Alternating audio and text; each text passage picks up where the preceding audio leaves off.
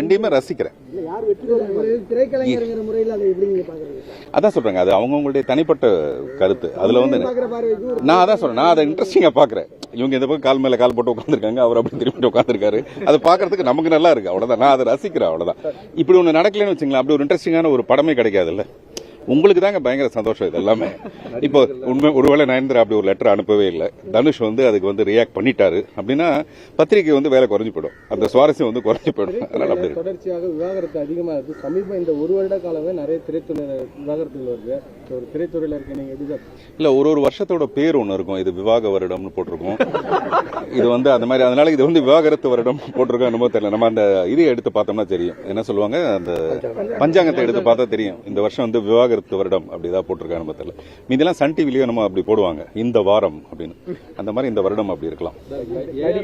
வந்து விவாகரத்து விஷயத்துல வந்து நிறைய சமூக வலைதளம் ஒரு பத்தி அவதூறு பரப்புறாங்க அப்படின்ற விஷயத்தை சொல்லுங்க. அவரும் இது வந்து நான் நடவடிக்கை எடுப்பது எப்படி பாக்குறீங்க சோசியல் மீடியா?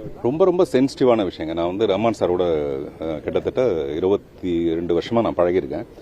ஒரு பியூரஸ்ட் ஃபார்ம், ஒரு அவங்களுடைய மனைவி இப்ப சொல்லியிருக்க மாதிரி ஒரு gem of a person in the world, உலகத்திலேயே ஒரு சிறந்த மனிதர் அப்படின்னா அப்படி அவருக்கு வந்து இசை தெரியும், இசை தவிர ஒண்ணுமே தெரியாது, மனைவியை தவிர வேற எதுவுமே தெரியாது.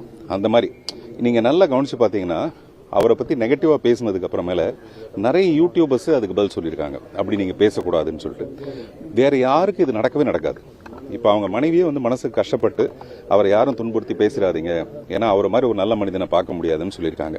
ஸோ அதனால இதை விட பெரிய சர்டிஃபிகேட் அவர் கொடுக்க வேண்டிய அவசியமே கிடையாது. அப்புறம் குடும்பம்னா டெஃபினட்டா நிறைய சென்சிட்டிவான இஷ்யூஸ் இருக்கும், ஈகோ இருக்கும். ஆனா அதை இவ்வளவு பெருசுப்படுத்திடக்கூடாது. நம்ம அவசரமா எல்லாரும் அது சம்பந்தமான கருத்து சொல்லிட்டோமோன்னு எனக்கு கொஞ்சம் வருத்தமா இருக்கு.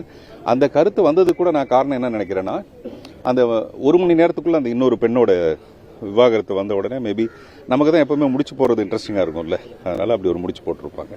விஜயோட அரசியல் எப்படி சார் பாக்குறீங்க? அடுத்த கட்டம் மாநாடு வச்சுட்டாரு, இப்போ அடுத்தடுத்த கட்டங்கள் அறிக்கைகள் ரொம்ப கடுமையா விடுறாரு.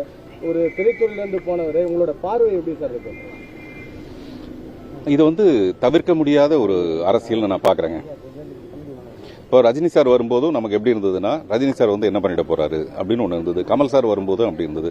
இப்போ மிஸ்டர் விஜய் வரும்போதும் அது மாதிரியான ஒரு விமர்சனங்கள் இருந்தா கூட அவருடைய எழுச்சி வந்து ரொம்ப பிரமாதமா இருக்கு.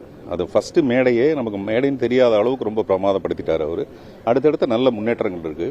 அகே நம்ம என்ன பார்ப்போம்னா, இதெல்லாம் தவிர்க்கவே முடியாது அரசியல்ல.